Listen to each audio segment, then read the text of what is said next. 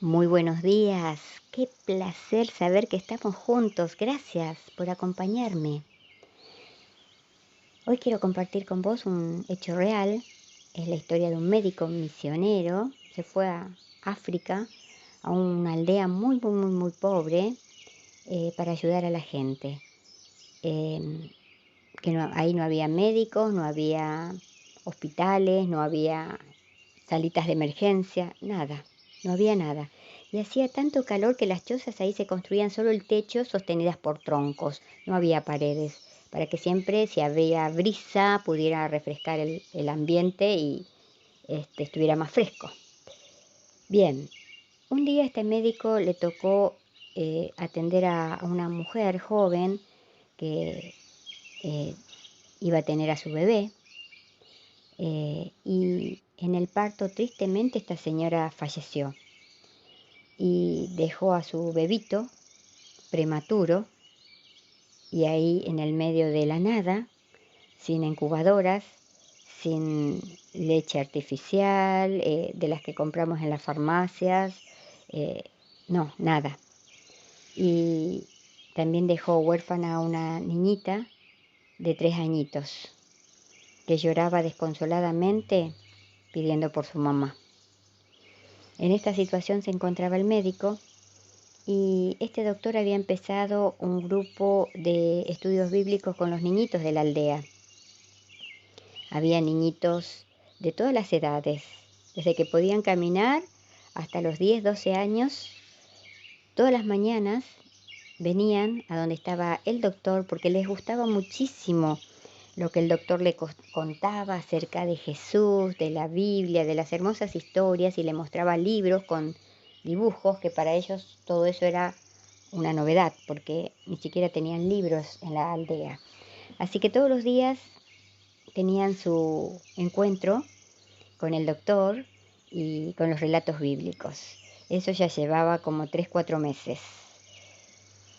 Cuando esa mañana vinieron todos los niños a reunirse con el doctor, lo encontraron triste y le preguntaron por qué estaba triste.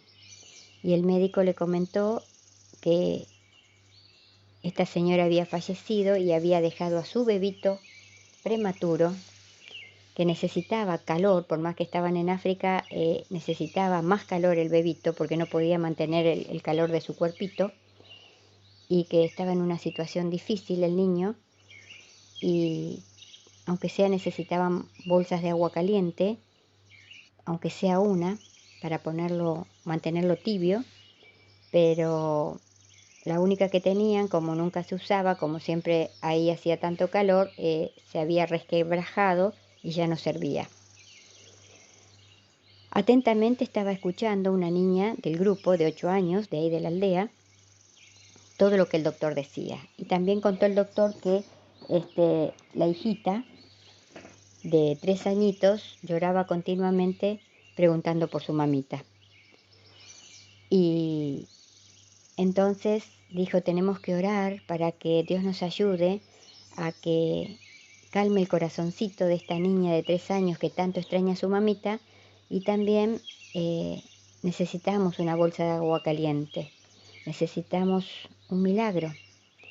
Y entonces, después de contarle a los niños todo esto, le preguntó, ¿hay alguien que quiera pedirle a Dios que calme el corazoncito de esta niña y que ayude al bebé? Y la niña de 8 años levantó la manito y dijo, sí, yo quiero orar.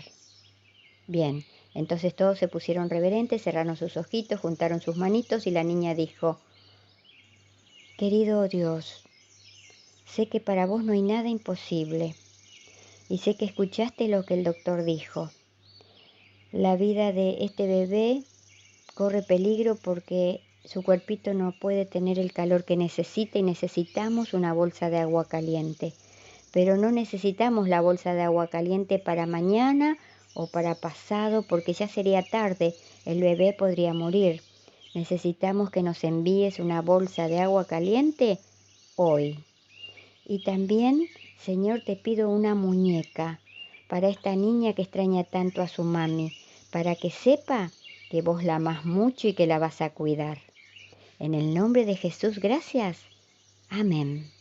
Así oró la niñita de 8 años y dice que al médico se le puso la piel de gallina porque pensó, ¿cómo va Dios a contestar esta oración de esta niña que oró con tanta fe? ¿Cómo alguien, por más que recibamos una encomienda que siempre recibimos de diferentes países que nos ayudan, cómo a alguien se le va a ocurrir poner una bolsa de agua caliente en la encomienda que viene a África, que hace tanto calor? Supuestamente nadie necesitaría una bolsa de agua caliente acá. Y entonces el doctor se quedó pensando y preocupado, cómo Dios, la fe de la niña y cómo Dios respondería. Mientras transcurrían las horas de ese día, a la tardecita, mientras los niños estaban ocupados en una escuelita que se había formado, llega un jeep con una gran caja y una caja de encomiendas que venía de otro país. Se la entregan al doctor y el doctor no quiso abrirla sin que estén todos los niños alrededor, los que habían orado. Llamó a todos los niños cuando terminaron sus clases y juntitos lo abrieron. Y entonces, al abrirlo, el médico fue sacando gasas, alcohol, remedios, todo lo que se necesita para los primeros auxilios, antibióticos, jarabes. Y de pronto mete la mano al fondo y ¿qué saca? Una muñeca. Esta niña de 8 años abrió los ojos grandes y saltó hacia la caja y dijo, si Dios mandó la muñeca, seguro también mandó la bolsa de agua caliente. Y metió la mano y buscó y encontró la bolsa de agua caliente. El médico no podía creer cómo Dios había respondido. Esa encomienda había salido de Inglaterra 6 meses atrás y Dios ya había dispuesto contestar la oración que esta niña había hecho esa misma mañana. O sea, hay un versículo en la Biblia que dice, antes que clames responderé yo, estando aún hablando yo, ya habré oído. O sea, nuestro Dios Todopoderoso, nuestro Dios Creador, ya tenía todo preparado para contestar esa oración 6 meses antes. La bolsa caliente se utilizó para poner cerca del bebé, que se recuperó, creció y se hizo fuerte y sano para la gloria de Dios. Y esta niñita nunca se olvidaría de su oración. Nunca se olvidaría que no solo para la niña, sino para todos los que estuvieron presentes, para el mismo doctor que no creyó que Dios pudiera hacer eso posible, y para todos los niños que estuvieron participando de este milagro. Y para nosotros que escuchamos también, recordar que para lo que tú y yo, para nosotros, es imposible, para nuestro Dios Creador es posible. No hay nada imposible para nuestro Padre Celestial. Tenemos que entender que podemos vivir seguros y confiados si nos tomamos cada día de su poderoso brazo de amor. Ahora sí te invito a que traigas tu Biblia y a orar antes de abrirla. Amado Padre Celestial, te damos gracias por este día, por tu amor, por tu cuidado. Te damos gracias porque sabemos que todo lo que nos pasa, lo que tú permites que nos pase, siempre es para nuestro bien, incluso las cosas que no nos gustan. Siempre lo usás para que crezcamos y para que confiemos más y más en ti. Padre, ahora al abrir tu palabra necesitamos que tu Espíritu Santo nos guíe. Oramos en el nombre de Jesús. Te amamos. Amén. La meditación de hoy, al explorador que vamos a encontrarnos es a Vasco Núñez de Balboa. Y el versículo que lo encabeza está en Santiago 3:5 y dice, aquí cuán grande bosque enciende un pequeño fuego. Sigue el sol, le dijo un indio anciano a Balboa. Allí encontrarás un gran mar. «Ha de ser el mar que llega hasta Asia», exclamó Balboa. «Tengo que verlo con mis propios ojos». Con esto en mente inició la travesía del Istmo de Panamá acompañado de un puñado de hombres.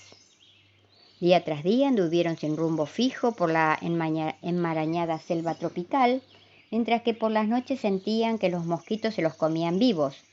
Poco tiempo después, varios de sus compañeros murieron por causa de la malaria. Los pocos hombres que quedaban con vida, incluyendo a Balboa, hicieron un tremendo esfuerzo para llegar a la cumbre de la última montaña. Allí, frente a sus cansados ojos, estaba el mar brillante y de un azul intenso. Al ser bañado por la luz del sol, Balboa sacó su espada y reclamó el gran océano Pacífico para su rey. Cuando el rey de España se enteró del gran descubrimiento, decidió trazar un canal a través de las 45 millas de tierra que separaban a los océanos Pacífico y Atlántico. Sin embargo, esta empresa resultó un imposible. En aquellos días no existía maquinaria pesada para remover grandes cantidades de tierra. Todo se hacía a mano. Los hombres designados para cavar la gigantesca acequia se enfermaron de malaria y murieron. A raíz de esto se abandonó el proyecto durante 400 años. ¿Por qué? No era debido a las insalvables montañas, a la falta de dinero ni a algún ejército enemigo. Era por causa del pequeño mosquito que transmitía la fiebre palúdica o malaria. El proyecto no pudo continuar hasta que los médicos descubrieron la forma de detener al diminuto Anófeles. «Es que solo me robé un dulce», dijo Juan. «No era muy grande. No creo que eso me impida la entrada al cielo». «Es que solo conté una mentira blanca», dijo Érico. «Eso no le haría daño a nadie». «Esa grosera palabra que dije era muy cortita», dijo Beto. «Solo tenía 4 letritas». «Cuidado. Los pequeños robos, las mentiras blancas y palabras cortitas y groseras siguen siendo malas. El aferrarnos a las cosas malas, acariciando en nuestro corazón lo que Dios dice que no debemos acariciar, que no debemos desear, nos alejan cada día más de nuestro Dios creador. Dios no se aleja, nosotros nos alejamos de Él. Recuerda que un insignificante mosquito fue el que impidió a toda una nación construir un canal, y un pequeño mosquito puede eliminar a un ejército entero. Me pregunto, ¿hay algún pequeño mosquito en tu vida que te aleja de tu Dios vivo, de tu Dios creador, de tu Dios todopoderoso?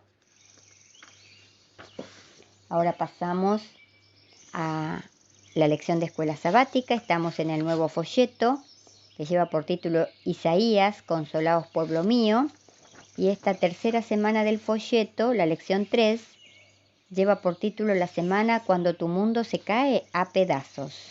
El versículo para memorizar está en Isaías capítulo 7, versículo 9, y dice: si vosotros no creyereis, de cierto no permaneceréis. La lección para el día domingo 10 de enero lleva por título Peligro del norte. ¿Qué crisis aterradora enfrentó el rey Acaz al principio de su reinado? Te invito a que me acompañes a leer Segunda de Reyes, capítulo 15, versículos 37 y 38. Segunda de Reyes 15, 37 y 38. Con todo esto, los lugares altos no fueron quitados porque el pueblo sacrificaba aún y quemaba incienso en los lugares altos. Edificó él las puertas más altas de la casa de Jehová. Los demás hechos de Jotán y todo lo que hizo, ¿no está escrito en el libro de las crónicas de los reyes de Judá? En aquel tiempo comenzó Jehová a enviar contra Judá a Resín, rey de Siria, y a Peca, hijo de Ramalís. Y durmió Jotán con sus padres y fue sepultado con ellos en la ciudad de David su padre, y reinó en su lugar Acaz su hijo. Leímos Segunda de Reyes capítulo 15, versículo del 35 al 38. Ahora sigamos en Segunda de Reyes, pero vayamos al capítulo 16. Segunda de Reyes, capítulo 16, versículos 5 y 6. Entonces Resín, rey de Siria, y Peca, hijo de Remalías, rey de Israel subieron a Jerusalén para hacer guerra y sitiar a Acaz, mas no pudieron tomarla. En aquel tiempo el rey Edom recobró Elat para Edom y echó de Elat a los hombres de Judá, y los de Edom vinieron a Elat y habitaron allí hasta hoy. Ahora te invito a que vayamos al libro de Isaías, capítulo 7, versículos 1 y 2. Isaías, capítulo 7, versículos 1 y 2. Aconteció en los días de Acaz, hijo de Jotán, hijo de Usías, rey de Judá, que Resín, rey de Siria, y Peca, hijo de Remalías, rey de Israel, subieron contra Jerusalén para combatirla, pero no la pudieron tomar. Y vino la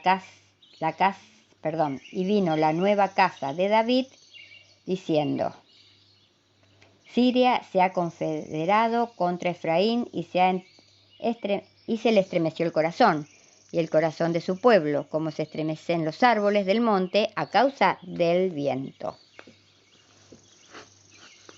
El reino norte de Israel, Efraín, y el de Siria, Aram, se unieron contra el país más pequeño de Judá al sur. Esto sucedió cuando Judá se debilitó por los ataques de los edomitas y los filisteos. En el pasado Judá había luchado contra Israel, pero una alianza entre Israel y Siria presentaba un peligro abrumador. Al parecer, Israel y Siria querían obligar a Judá a participar con ellos de una colisión contra el extraordinario poder de Tiglat-Pileser III de Asiria, llamado Pul en Segunda de Reyes 15-19, quien seguía amenazándolos con su imperio en expansión. Israel y Siria habían dejado de lado su larga lucha mutua en vista de un peligro mayor.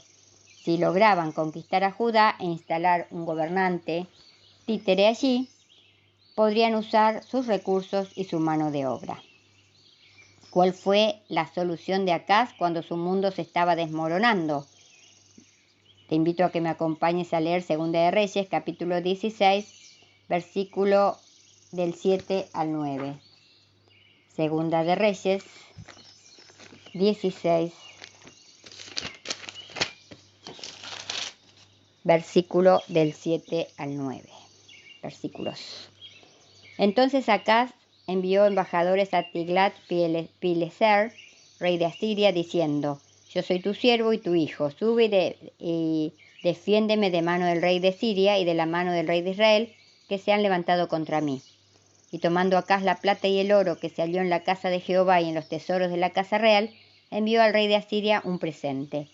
Y le atendió el rey de Asiria, pues subió el rey de Asiria contra Damasco y la tomó y llevó cautivos a los moradores a Kir y mató a Resín.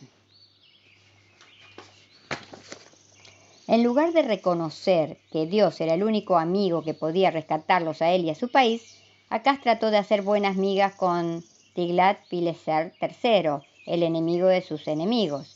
El rey asirio con gusto accedió a su pedido de ayuda contra Siria e Israel. Tiglat-Pileser no solo recibió un rico soborno de Acaz, sino también tuvo una buena excusa para tomar rápidamente a Siria. El poder de la alianza sirio-israelita se rompió a corto plazo. Parecía que Acaz había salvado a Judá.